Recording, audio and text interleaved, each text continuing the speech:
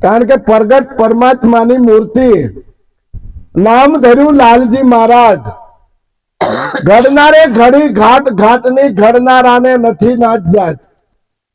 કારણ કે આ બધા પૂતળા છે ને 8 ધાતુના બનેલા છે, અને આ ધરાધામ ઉપર તરવા માટે આ પેટી બનાવી છે.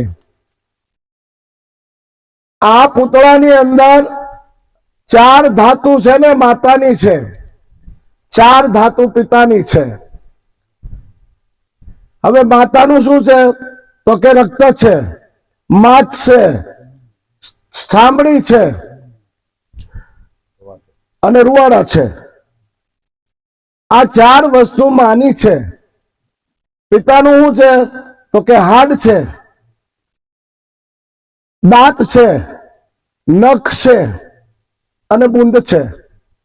આ 4